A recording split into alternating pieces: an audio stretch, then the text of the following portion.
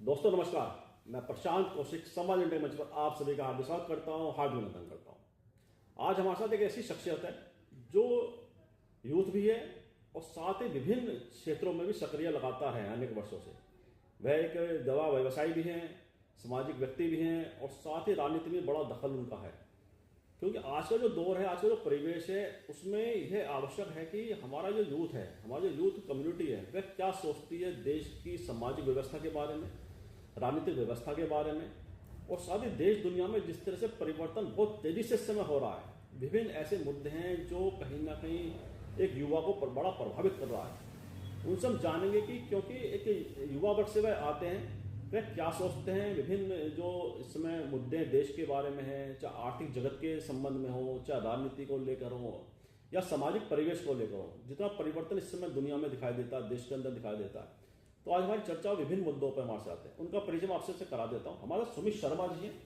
जो दवा कारोबारी भी हैं और बड़े सामाजिक कार्यकर्ता भी हैं, और साथ ही राजनीति में भी बड़ा दखल इनका है। मैं बहुत स्वागत करता हूँ आपका समाज इंडिया के मंच पर। सुमित जी, आज हम एक अलग तरह की चर्चा हम लेकर आपके साथ यहाँ पर मिले हैं, क्योंकि आप यूथ भी हैं।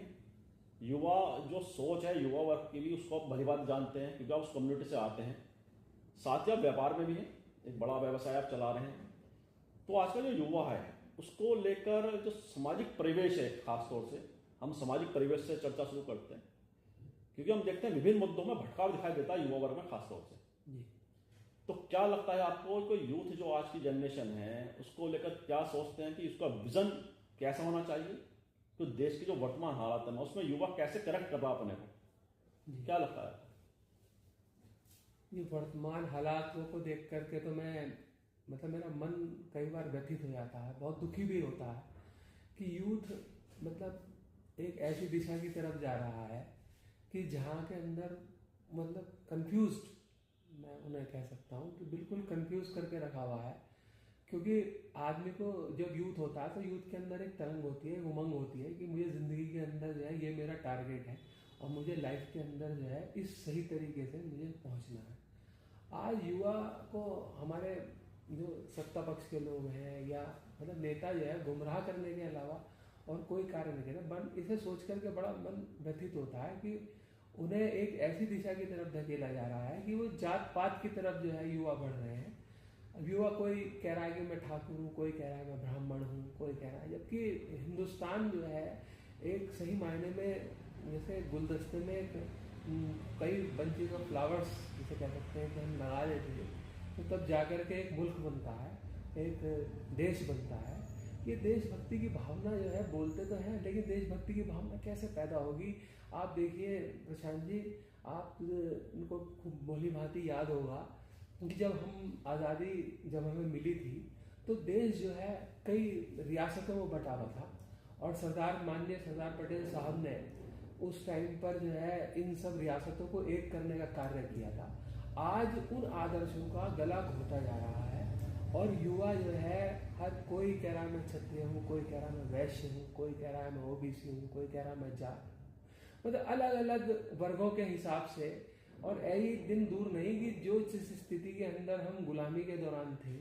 और जल्दी ही मानसिक रूप से आज उसी दिशा की तरफ बहुत तेजी से ये बढ़ रहा है। और इसमें मैं युवाओं को तो क्या ही दोष ठहराऊंगा कि जो एक्सपीरियंस नेता है या होता है, पहले नेता दिशा और दशा देने का काम समाज में क्या करते थे, वो आज गुमराह करने का काम कर रहे हैं अपने चंद फायदे के लिए।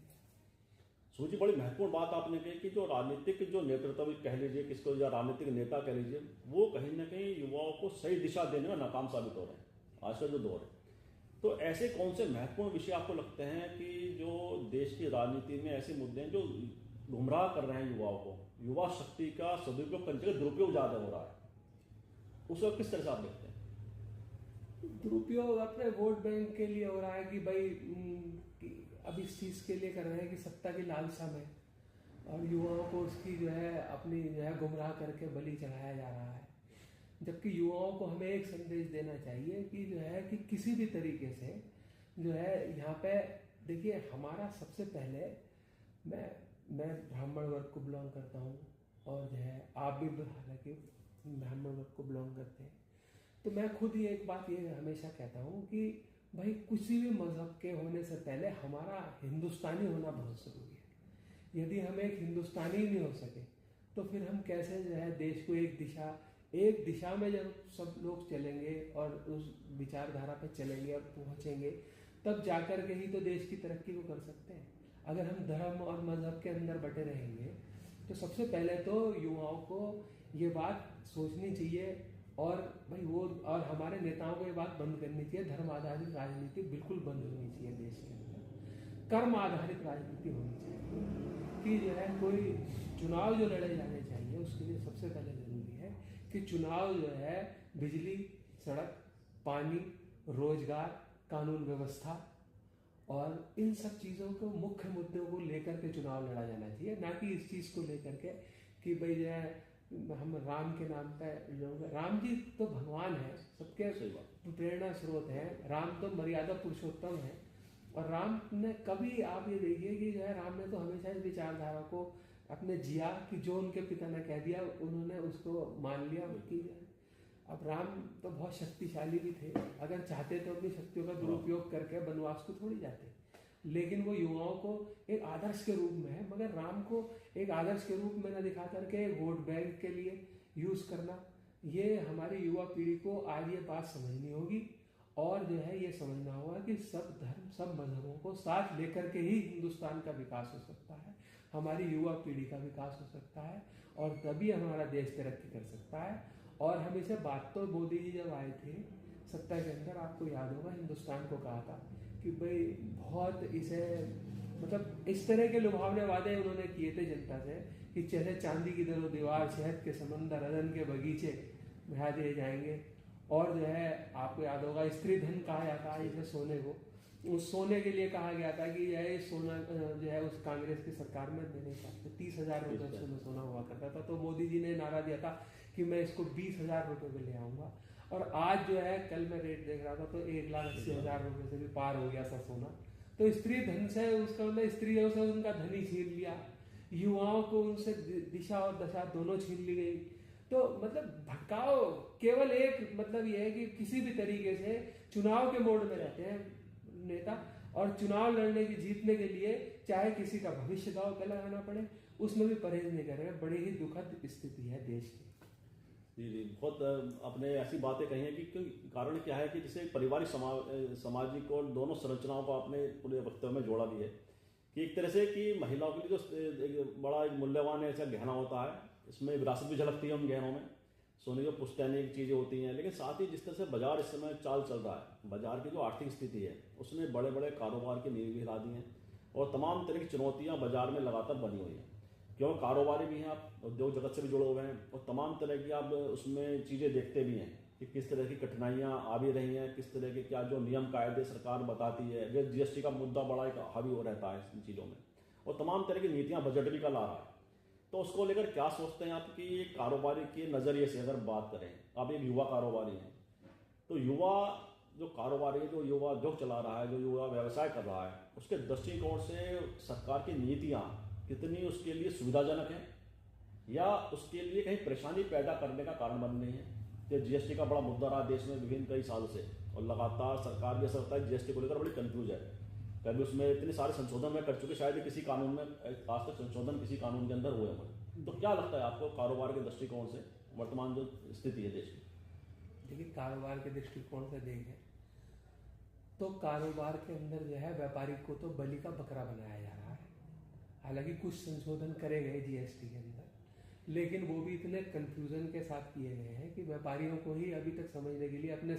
चार्टेड अकाउंटेंट्स के और उन्हीं के चक्कर काट रहे हैं वो लोग। और कोई भी चीज़ जो सरकार करती है तो उसे बिल्कुल क्लैरिटी से नहीं करती, जबकि इसमें पारदर्शिता होनी बहुत ज़रूरी है सरकार के नियमों में, ताकि व्यापारी का और सरकार का एक समन्वय बने, और जो है उसमें जो है तरक्की तभी देश की हो सकती है। मगर इसे करने में सरकार पूरी तरह से विफल है, मैं तो यही कह सकता हूँ। अच्छा सुमित जी, मैं इन चीज़ों से हटके थोड़ा परिवार की तरफ आता हूँ, क्योंकि आपका जो पूरा एक देखते हैं, पूरी आपकी जो सोच भी देखते हैं, विचार भी देखते हैं, आपको ऐसा लगता है कि एक युवा भटकाऊ दिशा में दिखाते थे, लेकिन आप एक अलग सकारात्मक दिशा में दिखाई देते हैं। आपने व्यवसाय संभाला है अपना, और तमाम तरह की जिम्मेदारी को सामाजिक तौर पे निर्वहन कर रहे हैं। तो ऐसे में क्या ये सामाजिक आपका परिवेश का कारण है या पारिवारिक परिवेश आपको ऐसा मिला कि जिसने आपको जल्दी से इन सब चीज़ों को देखने समझने की जो एक समझ होती है उसको विकसित हुए आप उस मामले में? क्या लगता है आपको इस बारे में? थोड़ा परिवार के बारे में, सामाजिक दायरा किस तरह से आपका डेवलप हुआ उस बारे में बताएं। कि क्योंकि ये मैं इसलिए पूछ रहा हूँ, बड़ा व्यक्तिगत प्रश्न है वैसे तो ये, लेकिन इस मंच के माध्यम से, इस पॉडकास्ट के माध्यम से, क्योंकि युवाओं को इस समय एक ऐसा व्यक्ति चाहिए, युवाओं को कुछ ऐसे विचार चाहिए जिनसे उनकी भी जीवन बदल सके, उन्हें भी एक पॉजिटिव एक वे मिल सके, सकारात्मक दिशा मिल सके उन्हें भी। तो आपके विचार इस समय बहुत ही ऐसे जरूरी हैं क्योंकि आप उन सब चीज़ों से उस वक्त से बिलोंग भी करते हैं, गुजरे भी हैं उस उम्र के साथ साथ। मैंने तो ऐसे परिवेश में परवरिश पाई कि मैंने अपने घर में हमेशा जो है हिंदू, मुस्लिम, सिख, ईसाई के अंदर कोई भेदभाव देखा ही नहीं। और मेरी तरबियत और जो मेरा परवरिश ऐसे इंसानों के बीच में रह करके हुई कि जहाँ पे मतलब हिंदू और मुसलमान एक थाली के अंदर हम तो खाना खाते हुए हमने देखा है। और इसका मुख्य कारण शायद ये भी रह सकता है कि मेरे जीवन के आदर्श, मेरे प्रेरणा स्रोत, मतलब मैं जो बचपन से बड़ा हो रहा था तो मैं पंडित जयनारायण शर्मा जी की देख रेख में पूर्व, और इसे मेरे को कहने में कोई परहेज नहीं है कि इत्तेहाद और यकजहती का हिमालय अगर धरती पर किसी को कहूँ तो वो मैं पंडित जयनारायण शर्मा जी को कह सकता हूँ। और मैं बड़ा खुश नसीब हूँ कि मेरी जो है परवरिश उनके साथ रहते रहते मैं बड़ा हुआ, तो उन्हीं विचारों को मैं लेकर के बना हुआ। और मैंने तो उनसे यही सीखा कि हम शब्द का मतलब क्या है। हम शब्द का मतलब उनकी नज़र में जो था वो था है से हिंदू और मैं से मुसलमान। ना है का कोई मतलब है, ना मैं का कोई मतलब है। और हम बनते हैं तो सिर्फ हिंदू, है से हिंदू और मैं से मुसलमान जब होता है तो हम शब्द का अर्थ होता है। और हम तुम ही तुम हो तो क्या तुम हो, और हम ही हम है तो क्या हम है। तो ये बात है कि ये पंडित जी ने हमेशा विचारधारा सिखाई और हम उस विचारधारा के ऊपर चले। और हमेशा बहुत से मतलब कई लोगों का ज़िंदगी में रोल रहा जो कि सारे ही सेकुलर फ्रेम के माइंड के लोग हैं, और इसीलिए उन्होंने यही हमें तो सिखाया और उन्हीं सीख के आदर्शों के ऊपर चलने का हम प्रयास करते हैं। जी बिल्कुल ठीक बात है कि पंडित जयनारायण शर्मा एक राजनीति में, मेरठ की खासकर पश्चिम उत्तर प्रदेश की राजनीति एक ऐसा नाम है जिसने जैसे गंगा जमुना तहजीब की जो बात की जाती है, संस्कार संस्कृति की बात की जाती है, उसके प्रतीक के तौर पर वो माना जाता है और वो जिया भी उसे पूरे जीवन भर पर। और साथ ही सुमित जी आपकी कांग्रेस से विचारधारा से भी जुड़े हैं, कांग्रेस पार्टी की राजनीति भी आप करते हैं लगातार, उसमें बड़ा दखल है आपका। तो वर्तमान चुनौती, अगर हम राजनीतिक दृष्टिकोण से बात करें देश के अंदर जो वर्तमान परिदृश्य है देश की राजनीति का, उसको लेकर किस तरह से आप देखते हैं? और साथ ही कांग्रेस पार्टी की जो देश में वर्तमान में जो उनकी सामने संकट खड़ा हुआ है, भाई यूपी में बात करें, यूपी में पिछले करीब 89 के बाद सरकार नहीं है, लगभग 35-36 साल लगभग हो चुके हैं,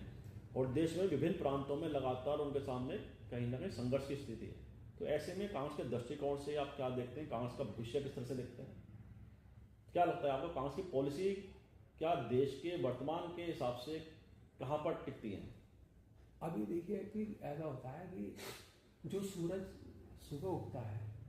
शाम को अस्त होता है, परिवर्तन जो है प्रकृति का नियम है। और परिवर्तन के ही आधार के ऊपर, जैसे मैंने अभी शुरू में ही अपने बातों में कहा था कि कुछ ऐसे जो है मनगढ़ंत और झूठे वादे कर दिए गए तो जिससे जनता को ये लगा कि यार कि पता नहीं भारतीय जनता पार्टी की सरकार अगर आ जाएगी तो हिंदुस्तान की इसे बिल्कुल यूरोप कंट्री बना देंगे। उसमें जैसे कहा गया था कि बुलेट ट्रेन चला दी जाएंगी हिंदुस्तान के अंदर, तो हिंदुस्तानियों को ऐसे लघु लुभावने सपने दिखाए गए कि जैसे चांदी की दरो दीवार में, मैंने उसको परिक्षेप में कहा, वह हिंदुस्तान की जनता ने बस दिमाग से अपना प्रयोग नहीं किया कि इतनी चांदी कहाँ से आएगी कि जिसकी जो है दीवारें जो है चांदी की हो जाएंगी, और इतना शहद कहाँ से आएगा कि जो है समुंदर में पानी की जगह शहद बहेगा। अगर थोड़ा दिमाग से काम लिया होता तो आज इस स्थिति को फेस नहीं कर रहे होते। हाँ, कांग्रेस पार्टी जो बोलती है वो सच्चाई के आधारित और काम के आधार पर राजनीति करती है, और जो है धर्म आधारित राजनीति वो कभी नहीं करती, क्योंकि उसके लिए हर धर्म और हर मजहब का जो है वो सम्मान जो है वो सब बराबर है। इसका खामियाजा कुछ दिन के लिए कांग्रेस को भुगतना पड़ा था, लेकिन अब धीरे धीरे देश की जनता उस पटरी पर लौट रही है। जैसे कि आपने देखा होगा कि जो है अब ये पिछला जो लोकसभा का चुनाव हुआ था, जो उससे पहले भारतीय जनता पार्टी ने एक एजेंडा चलाया और कहा कि कांग्रेस मुक्त भारत, तो कांग्रेस मुक्त तो वो नहीं करा पाए। उसका सबसे बड़ा कारण अब जनता के सामने उदाहरण आ गया कि जो है कांग्रेस जो है आगे बढ़ गई। 100 सीटों के ऊपर जो है हमारा आदरणीय नेता माननीय राहुल गांधी जी ने उसमें बहुत ज़बरदस्त मेहनत की। कांग्रेस के बड़े सभी नेताओं ने मेहनत की, तब जाकर के जो है कांग्रेस जो है, और ये कोई मामूली चुनाव नहीं था, ये कांग्रेस ये सरकार के खिलाफ चुनाव नहीं लड़ा गया था, ये चुनाव पूरे सरकारी तंत्र के खिलाफ लड़ा था। कितनी न्यूज़ चैनल्स और एजेंसीज आप देखते हैं कि है, मैं तो आपको भी बधाई देता हूँ कि ऐसे युग में आप जो है एक जो है निष्पक्ष होकर के पत्रकारिता का धर्म निभा रहे हैं। आप प्रशांत जी उसके लिए बधाई के पात्र हैं। बाकी देश की जनता आप समझ रही है, पब्लिक है, सब जानती है। और अब आप देखिए उल्टे सीधे जितने कानून थोपे जा रहे हैं ये सब कुछ नहीं है। अब ये लोगों को समझ में आने लगा है,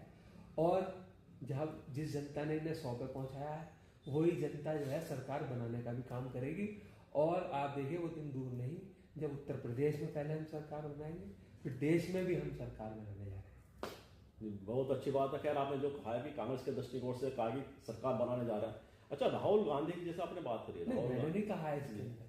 मैं जो कह रहा हूँ मैं उदाहरण देकर आपसे कह रहा हूँ। अगर भारतीय जनता पार्टी की स्थिति देखें तो उन्होंने पिछला चुनाव ये कहा था कि हम 400 पार, मगर वो जो है इंडिविजुअल बेसिस पे 240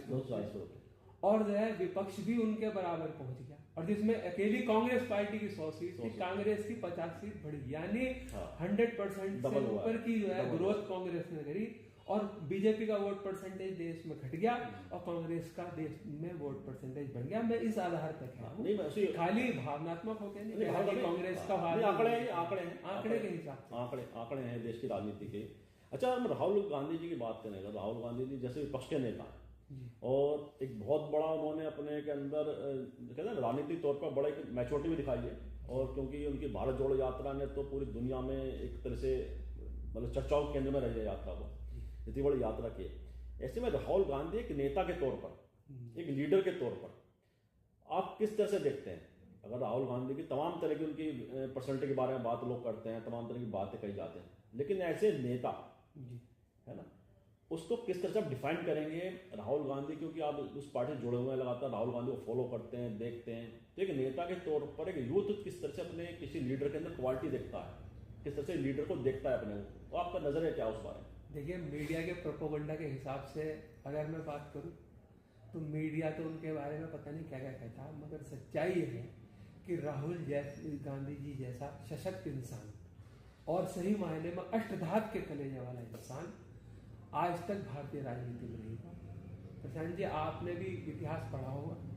महात्मा गांधी जी ने जो है दांडी यात्रा की, उसकी भी वर्ग मीटर के अगर जो है किलोमीटर के हिसाब से उसकी यात्रा करें तो राहुल गांधी जी विश्व के, ना सिर्फ भारत के बल्कि विश्व में इकलौते नेता हैं जिसने इतनी बड़ी पद यात्रा पैदल चल करके की और भारत के जन जन के अंदर जो है इस सरकार के विरुद्ध जो बातें हैं वो जनता के पहुंचाने का कार्य किया। और उन्हीं की मेहनत का नतीजा था कि कांग्रेस जो है इतने सरकारी तंत्र और इतने मीडिया के दुरुपयोग के बावजूद भी जो है 100 सीटों पर पहुंच पाई। राहुल गांधी जी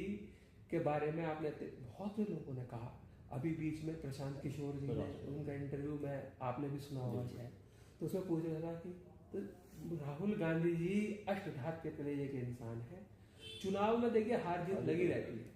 लेकिन मैं एक बात कह सकता हूँ कि भारतीय जनता पार्टी जिस तरह से उनके खिलाफ, राहुल जी के खिलाफ सरकारी तंत्र का दुरुपयोग करा गया, यदि उसका 20% भी उन लोगों को झेलना पड़े तो वो पॉलिटिक्स में नहीं रह पाएंगे, कभी पॉलिटिक्स नहीं करेंगे। मगर राहुल गांधी जी आज भी मजबूत चट्टान की तरह जुटे हुए हैं। तो इसलिए अब जो यूथ है वो राहुल गांधी जी की तरफ देख रहा है और वो उनको सराहता भी है इस बात के लिए। तो जो है अब वो दिन दूर नहीं, क्योंकि देखिए जो है हमेशा सूरज की रोशनी है, राहुल गांधी जी सूरज की तरह है। काले बादल घेर तो सकते हैं उन्हें, लेकिन परमानेंट सूरज की रोशनी को रोक दें तो ये ना तो भारतीय जनता पार्टी की बिसात है, ना ही अभी कुदरत का काम निज़ाम है कि जो है कि सूरज तो सूरज ही रहे, कुछ देर टाइम के लिए काले बादल घेर तो सकते हैं, लेकिन राहुल गांधी जी बिल्कुल सूरज हैं और वो जो है भारतीय राजनीति पर एक सुनहरा भविष्य है उनका, और जो है बिल्कुल सूरज की तरह ही वो चमकना उनका निश्चित है। जी जी, जैसा आपने कहा कि राहुल गांधी सूरज की भांति हैं, कहीं ना कहीं मतलब एक दिन ऐसा आएगा जरूर चमकेंगे, अपनी रोशनी की जो आभा है उसकी छटा भी, सूरज तो वो है ही। और जो है चमक तो वो अब भी रहे अब भी हैं, रहे। मगर हमारे देश की मीडिया उन एक ही काम में लगी हुई है कि उनकी जो है नेगेटिविटी को मतलब दिखा रहे हैं, जबकि सच्चाई है कि राहुल गांधी जी जितने पढ़े लिखे हैं, मेरे हिसाब से मुझे कहना नहीं चाहिए कि कई कैबिनेट के मंत्रियों की बराबर मिलाकर के इतनी पढ़ाई नहीं है जितने दक्ष पढ़ाई के अंदर और व्यक्तिगत कुछ जो कलाएं हैं उनके अंदर राहुल गांधी जी के अंदर है। भाई black belt holder Rahul Gandhi ji हैं, एक ट्रेंड पायलट का कोर्स राहुल गांधी जी ने किया हुआ है, और जो है अंतरराष्ट्रीय स्तर के समुद्र के अंदर तैरने वाले गोताखोर भी राहुल गांधी जी हैं। तो एक आप ये बताइए कि और लोगों का दुख दर्द और तकलीफ आप ये समझे कि मोदी जी केवल जो है बातें करते हैं, शहजादा कहते हैं उनको, और जो है भाई इस तरह के कपड़े जो है मोदी जी पहनते हैं कि जो है मेरे को तो ऐसा लगता है कि जैसे कोई उनके मन में एक इस तरीके की भावना रही कि भाई यार अब तो जो है दिल्ली का भाव ठीका टूट गया है और अब जो है भाई लॉटरी लग गई है, पहले तो खूब विदेश की यात्राएं करो, महंगे महंगे कपड़े पहनो। तो वो बच्चा होता ना अचानक अमीरी देखता, तो राहुल गांधी जी तो जो है मतलब अमीर और रईस में फर्क होता है, रईस जो है स्वभाव से जो है ना, और ये कोई मुझे बड़ा दुर्भाग्य लगता है कि कांग्रेस पार्टी में और राहुल गांधी जी के परिवार में ये नहीं बताते कि जब आगे बाद में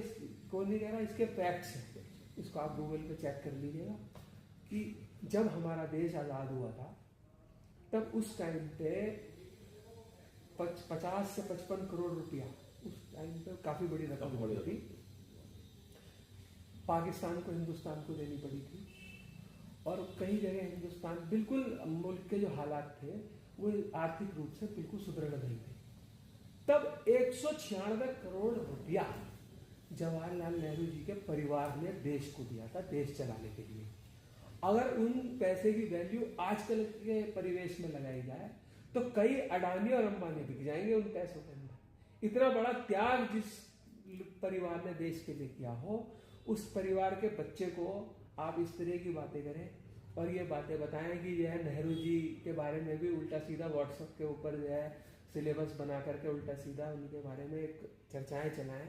तो मोतीलाल नेहरू जी आप देखिए इलाहाबाद के अंदर जो है आनंद भवन है, कई हजारों करोड़ों की प्रॉपर्टियां और वो है, और उनके ऊपर जो है ईडी के छापे लगवा रहे हैं। आप सब काम करने का आपने प्रयास कर लिया, लेकिन वो बेदाग थे, बेदाग हैं और बेदाग ही निकले। तो इससे मैंने कहा ना, काले बादल घेर तो सकते हैं लेकिन सूरज की रोशनी को कभी रोका नहीं।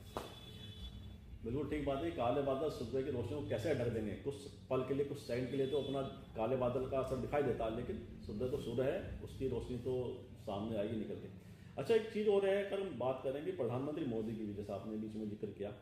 और तमाम ऐसे नेता हैं देश में जो उस समय लगातार चर्चाओं के केंद्र में रहते हैं, और खासतौर से जो पीएम देश का नेतृत्व कर रहे हैं मोदी जी। अगर हम बात करेंगे पॉलिसी की, उनकी नीतियों के बारे में, उनके दृष्टिकोण के बारे में,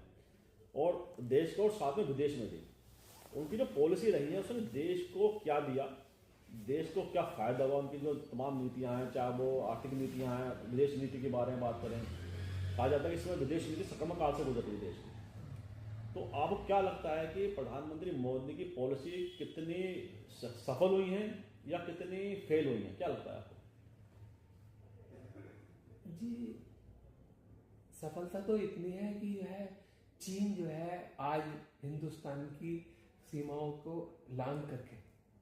और जो है कई सौ किलोमीटर कहूँगा मैं, तो मतलब कहने को कोई कुछ भी कहे, लेकिन कई सौ किलोमीटर आज अंदर तक आ गया है। ये प्रधानमंत्री जी की सफलता है उनके कार्यकाल का। बेरोजगारी जो है चरम सीमा के ऊपर है, और युवाएं जो है बस पढ़ाई के नाम पर कोर्स करते हैं, और कोर्स करने के बाद मारे मारे दर बदर फिर रहे हैं, और उसके बाद जो है उन्हें केवल इस काम में लगा दिया जाता है कि जो है कि राम के नाम पे, मुस्लिम के नाम पे, इस पे लड़ते रहो मरते रहो। और बाकी उन्होंने एक अभी ये सुनी थी, पढ़ाई करने के बाद में पकौड़े तलो, ये करो वो करो, और बाकी वो दिमाग के तो तेज है ही, अपना कुछ भी अगर कोई इसके बारे में बोलेगा तो कहेगा भाई सारे देश के पकौड़े वालों को गाली है ये तो। अरे भाई, अगर कोई आदमी पढ़ता है और पढ़ाई करके अपनी वो चीज़ करता है तो उसके खानदान, उसका जो पारिवारिक परिवेश है, उससे उसकी उम्मीदें होती हैं कि पढ़ लिख करके जो है परिवार का लालन पालन करेगा और जो है हमारा बबुआ अफसर बनेगा। अफसर बन करके जो है हमारे परिवार का नाम रोशन करेगा, तो पकौड़ा तलना ही है अगर उसे। पढ़ाई के बाद प्रधानमंत्री जी कहते हैं कुछ नहीं मिला, पकौड़े तलो तुम, तो पकौड़े ही तलवा रहे हैं आपको, तो फिर पढ़ाई लिखाई की क्या जरूरत है। तो मैं तो यही कहूँगा कि प्रधानमंत्री जी कुछ करना है तो लोगों को जो है रोजगार दे दीजिए, और जो है लोगों के मतलब जो जनजीवन जो आपने वादे करे थे, अरे 15 लाख में से ही बेरोजगारों को या उनको बेरोजगारी भत्ता ही दे दीजिए। और जो है मतलब मैं तो कहता हूँ बुजुर्गों की हालत जितनी हमारे देश के अंदर खराब है, 60 साल के बाद ना तो उनका कोई बीमा हो सकता, ना 60 साल के बाद बेचारों को कोई लोन मिल सकता। इस तरफ तो मोदी जी सोच नहीं रहे। मोदी जी जो है बस एक ही चीज की तरफ सोच रहे हैं कि जो है कि कैसे जो है धर्म के अंदर जो है बांटा जाए लोगों को, और बस मोदी जी तो चले जाएंगे, उन्होंने ठीक ही कहा था कि भाई हम तो झोला उठा के चले जाएंगे, लेकिन आने वाली पीढ़ियों को कितनी इसकी परेशानी भुगतनी पड़ेगी। तो मेरा हाथ जोड़ कर उनसे निवेदन है कि देश के युवाओं को गुमराह करने का कार्य ना करें। आप बिल्कुल जब देश के प्रधानमंत्री हैं तो आप हमारे भी अभिभावक हैं, तो एक अभिभावक के लिए जो है हर वर्ग का बच्चा जो है, चाहे वो हिंदू हो चाहे मुसलमान हो, सबको बराबर साथ लेकर के चलिए, और जो है किसी को भी गलत रास्ते पे जाने से रोकिए, और देश में जो है रोजगार की गंगा बहाइए। और जो है जो गंगा माँ से आप वादा करके आए थे, तो मैं तो कहता हूँ आप रोजगार की गंगा बहाइए, तब जा करके जो है होती है, जब देश के अंदर तरक्की होगी। और जो है मैं चाहे कितनी वो हो, मैं उनका मतलब बहुत, मैं प्रधानमंत्री हैं हमारे देश के, मैं भी उनका बहुत सम्मान करता हूँ, और करना भी चाहिए देश के प्रधानमंत्री का। प्रधानमंत्री सभी के, किसी पार्टी के प्रधानमंत्री नहीं होते। अच्छा सुमित जी, एक बात हो रही है कि जो जैसे आपने तमाम बातें कही हैं, जो राजनीति की हम बात करें, खासतौर सत्ताधारी दल की बात करें राजनीति के दृष्टिकोण की, कि केवल क्या चुनाव जीतने की मशीन बन चुका है चुनाव, मतलब राजनीति जो है, अगर सत्ताधारी दल की बात करें कि जो सारी राजनीति दिखाई देता सकता है कि केवल चुनाव जीतने की मशीन के तौर पर उन्होंने पूरे सिस्टम को ढाल दिया है। तो सत्ता के लिए केवल चुनाव जीतना ज़्यादा महत्वपूर्ण है, ये जनता की आकांक्षाओं पर उतरना ज़्यादा महत्वपूर्ण है, क्या लगता है? सही नेता जो होता था, तो पहले नेता जो होते थे आपने देखा होगा कि लोग अपने घरों के अंदर जो है कैलेंडर्स पे जो है नेताओं के फोटो होते थे। आज नेताओं को जो है इस देश के लिए सब नेता ही जिम्मेदार है, कि आज नेतागिरी को लोग कहते हैं कि यार मतलब अच्छे दृष्टिकोण से भी नहीं देखते लोग। वो इस वजह से ही है ना, क्योंकि भाई चुनाव जीतना मेरे विषय से तो महत्वपूर्ण से ज़्यादा महत्वपूर्ण है लोगों की, जनता का, उनका, लोगों का, देश का विकास करना। विकास महत्वपूर्ण है, आप विकास करिए, जनता खुद ब खुद चुनाव जिता देगी। भाई देखिए ऐसा नहीं है कि सब सारे काम जो है बीजेपी ने बुरे ही किए हैं, बीजेपी ने कुछ अच्छे काम भी देश के अंदर किए हैं, लेकिन वो अपने उन कामों को तो गिनाते नहीं। उस काम को गिनाने की बजाय कि जो है मंदिर मस्जिद इसी काम में लगे रहते हैं, और इसी काम वो करके इससे तुम्हें इनसे कुछ नहीं मिलेगा। इससे जो है ना एक वर्ग के अंदर जो है आप एक वर्ग से दूसरे वर्ग के अंदर नफरत का माहौल पैदा करना। और देखिए जो भारतीय आज यहाँ पर रह रहे हैं या भारतीय हमारे भाई बंद जो है, आपके परिवार से भी कुछ लोग होंगे जो विदेशों के अंदर नौकरी करते हैं, गल्फ कंट्रीज में नौकरी करते हैं, तो आप ये समझे इतने नफरत का माहौल अगर यहाँ बीज बो देंगे तो उनके लिए भी तो जो है नफरत का बीज यहाँ पर बोया जाएगा, तो उनकी भी तो भुगतना पड़ेगा ना उस चीज़ को। ये बिल्कुल ठीक बात है। तो ऐसा माहौल ना करें। मेरा मतलब निवेदन है कि जो है कि आने वाली पीढ़ियों को भी, वो कहते हैं ना लोगों ने खता की और सदियों में तो ऐसा काम ना करें, नहीं करना। मतलब जैसा आपने कहा कि धर्म की जो बात कही आपने, अभी बड़ा एक चर्चित प्रकरण हुआ है प्रयागराज में, जो सनातन धर्म के 4 पीठ हैं, उनके जो सर्वोच्च पद पर बैठे हैं स्वामी शंकराचार्य मुक्तेश्वरानंद जी, आपने भी सुना होगा, देखा भी होगा, तमाम तरह के वीडियो फोटो समाचार सामने आए। ऐसे में जो सनातन धर्म की बात करने वाले जो राजनीतिक दल है, जब बीजेपी उसमें मुख्य रूप से है कि धर्म की राजनीति में उनका बड़ा एक रोल है, तो ऐसे में जो धर्म के सर्वोच्च पद पर बैठे हुए लोग हैं, उनके साथ जो व्यवहार वहाँ पे हुआ है उसको किस तरह से देखते हैं? कितना गैर जरूरी था वो सब पूरा जो प्रकरण हुआ है? क्या लगता है आपको पूरे विवाद के पीछे आप किस तरह से पूरे विवाद को देखते हैं और किसका दोष मानते हैं? देखिए जो भी हिंदू है उसके लिए शंकराचार्य जी का सर्वोत्तम स्थान होता है। शंकराचार्य जी से बड़ी चीज़ हमारे यहाँ तक कुछ नहीं मानी गई, हमें भी बचपन से हम यही सीखते हैं। इस तरीके से एक एजेंडा पहले तो ये चलाना कि भाई हम हिंदुओं के ठेकेदार हैं, और हिंदुओं के सर्वोच्च गुरु के साथ इस तरह का व्यवहार करना, इससे बड़ा निंदनीय कृत्य तो कोई हो ही नहीं सकता। अब ये देश की जनता को ही देखने का समय है कि जो लोग अपने भाई किसी न किसी फायदे के लिए उन्होंने किया होगा। अब ये मुझे पता नहीं किस लिए, किस मनोदशा के साथ ये किया है, लेकिन अभी तक जो है कोई ऐसी सख्त कड़ी कार्रवाई भाई उन अफसरों के खिलाफ नहीं की गई। प्रदेश सरकार के ही वो अफसर थे और कुछ केंद्र सरकार के भी अफसर लगे हुए थे उसके अंदर, ना केंद्र सरकार की तरफ से ना प्रदेश सरकार की तरफ से। ठीक है, मैं हो सकता है कि कई बार कोई जो है सही मानसिक दशा के अफसर नहीं होते और वो इस कार्य का स्टेप उठा लेते हैं। मान लीजिए ये घटना भी होती तो कम से कम सरकार के पास इतनी ताकत तो है कि उन अफसरों का इलाज कर सके और इलाज कर करके एक मैसेज दे जनता के बीच में कि भाई अब जिन्होंने हमारे सर्वोच्च गुरु के साथ ये अपमानजनक व्यवहार किया है तो हमने उनका कुछ मतलब कुछ भी उनके खिलाफ नहीं हो रहा, कोई एक्शन उनके खिलाफ नहीं लिया जा रहा। तो ये बड़ा दुखद है। मैं तो ये स्थिति जो है देश को, जनता को ही अब समझनी चाहिए कि जो धर्म के ठेकेदार के बन के राजनीति कर रहे थे वो धर्म गुरुओं का इस तरीके से अपमान करेंगे तो वो मतलब कैसे वो हिंदूवादी नेता अपने आप को कहला रहे हैं, मेरे को समझ नहीं। अच्छा, साथ में ना इसके 2-3 प्रकरण एकदम से कुछ 5-7 दिन के अंदर ऐसे घटित हुए, जैसे शंकराचार्य जी का एक प्रकरण सामने आया, उसके बाद यूजीसी का एक सामने आया, जिस तरह से कानून उसमें संशोधन के प्रावधान नए प्रावधान करे गए, उसमें जो कुछ जातियों को लगा कि हमें बिल्कुल कहीं ना आरोपित ठहरा दिया गया, बिना किसी कोई घटना नहीं घटी उसके बाद हमें एक आरोपित मान लिया गया ऑलरेडी पहले। ऐसे में ये जो प्रावधान आया और पूरे देश में कहीं ना कहीं मूवमेंट भी एक अपर कास्ट जिन्हें कहा जाता है, खासकर 4-5 जाति जो कही जाती है, उनके द्वारा पूरे देश में एक आंदोलन की सुगबुगाहट पैदा हुई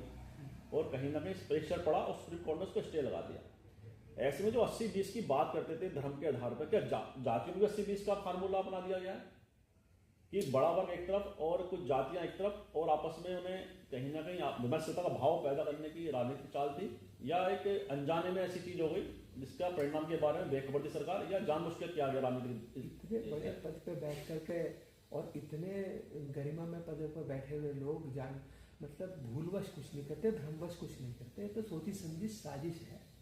और आप ये देखिए, शुरू से आप उठा करके देखिए, जब से सरकार आई है इनका सबसे पहला नारा था सबका साथ सबका विकास, मगर कार्य इन्होंने क्या करे, कुछ का साथ और कुछ का विकास। तो अपनी करनी और कथनी में, चाहे वो 15 लाख का हर भारतीय के अकाउंट में पैसा डालने का वादा रहा हो, किसी भी वादे को आज तक पूरा मुझे तो लगता नहीं कि किया है। और जो है ये जो इस समय बीज बो रहे हैं नफरत के, इससे फिर एक समाज को बांटने का काम कर रहे हैं। पहले हिंदू मुसलमान के नाम पर बांटा गया था, अब इससे हिंदुओं को भी उसके अंदर जो है आपस में टकराव की स्थिति पैदा देश के अंदर कर दी गई। मैंने अपने पहले ही, जैसे आपने बातचीत हमारी शुरू हुई थी प्रशांत जी, मैंने आपसे कहा था कि भारतीय जनता पार्टी भारत को उसी दिशा में लेके जा रही है जहां से हमने आज़ादी के टाइम पे शुरुआत की थी। अब तो कोई सरदार पटेल जैसा नेता दोबारा जन्म ले, या केवल मुझे राहुल गांधी जी से ही ऐसी उम्मीद है, और देश की जनता को उन्हें वास्तव में जो है अपने मौका देना चाहिए, और मौका दे करके, क्योंकि वो ही जो है देश की दिशा और दशा को ठीक करने का काम है। जी, जैसा आपने राहुल जी के बारे में लिखा, और हमें यूपी की राजनीति बात, उसके बाद फिर राहुल जी पे एक प्रश्न और आएगा हमारा। मैं राहुल जी से कई बार व्यक्तिगत रूप से नहीं मिला हूँ, मेरे नेता है, खाली मैं इसलिए नहीं कह रहा कि वो मेरे नेता है, मैं उनसे मिला हूँ। मैं एक बार आपको बड़े उसके बाद बताता हूँ, वो मतलब वो ये कहते हैं कि जब तक हिंदुस्तान में मतलब जाति नहीं है, एक जाति होनी चाहिए, वो है हिंदुस्तान। हर आदमी होना चाहिए कि जैसे मैं सुमित शर्मा नहीं, सुमित शर्मा हिंदुस्तानी, प्रशांत कौशिक हिंदुस्तानी। तो ये हिंदुस्तानी जब तक ये फीलिंग नहीं आएगी, भाव नहीं आएगा, हमारा देश जो है ऐसे ही हम लड़ते मरते रहेंगे। और हम देखिए विश्व पटल के ऊपर हमारा स्थान मतलब बहुत हम पिछड़ते जा रहे हैं। और मतलब बड़ी दुखद स्थिति है कि लोगों ने जिस भावनाओं में बह करके और जिस उम्मीद के साथ भारतीय जनता पार्टी की को देश की सत्ता पर काबिज किया था, वो अपने पूर्ण रूप से फेल हो चुकी है। आपकी इस बात पर मैं जोड़ूं, मुझे ध्यान है कि 90 के दौर की बात है, उस समय कांग्रेस ने स्लोगन भी दिया था, बल्कि कि गर्व से कौन भारतीय हैं। तो ये कांग्रेस का एक आपने ऐसा कहा कि सिद्धांत उसके अनुरूप भी है कि हर व्यक्ति भारत के भाव में अपने को समर्पित रखे, उसी भाव से अपने को आगे बढ़ाए, उसी भाव से पूरे समाज को भी वो इकट्ठा करे। अच्छा, एक चीज़ और हम देखते हैं कि यूपी की राजनीति की अगर बात करें, इस समय लगातार कुछ घटनाएं ऐसी घट रही हैं, ऐसा लगता है कि बीजेपी के अंदर कुछ द्वंद्व चल रहा है पार्टी के अंदर नेतृत्व को लेकर। कल भी हमने देखा कि जो सत्येंद्र देव सिंह जो मंत्री हैं यूपी सरकार में, उनकी पार्टी के विधायक ब्रजभूषण राजपूत ने उन्हें सड़क पे घेर लिया और खूब धक्का मुक्की, आपस में खूब आर्गुमेंट उनके। तो ऐसे में बीजेपी के अंदर जो चल रहा है अंतर्द्वंद या कुछ सत्ता का संघर्ष अंदर खाने जो चल रहा है, केशव प्रसाद मौर्य शंकराचार्य पक्ष में बयान देते हैं, योगी प्रशासन कुछ और तरह का काम करता है, और कल का जो एपिसोड है मंत्री के साथ वहाँ के उनके पार्टी के विधायक ने धक्का मुक्की कर दी थी सड़क पर ही। तो बीजेपी का संघर्ष किस तरह से आप देख रहे हैं कि क्या सत्ता संघर्ष इतना वहां पर तेज होता जा रहा है जो आने वाले समय में और तेज होगा? क्या सत्ता संघर्ष नहीं है, विधायकों के कहे से ये तो जग जाहिर है कि जब सत्ता विधायक को चुनती है और जब वो ही सरकार सत्ताधारी विधायक खासतौर पर और वही अफसर इतने निरंकुशता से कार्य करते हैं, और जब वो लोग जनता जब उन्हें वोट देती है तो उन्हीं से तो तवक्को करेगी कि ये मेरे काम करेगा,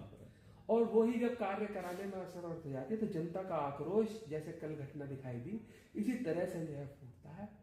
और ये बीजेपी की सरकार अभी इस बात को नहीं समझ रही है कि जो है ये दिन दूर नहीं कि वो इस बात से घबरा नहीं रही है। मैं कह रहा हूँ कि ये तो एक ट्रेलर था कल, जिधर अब ये दिन है कि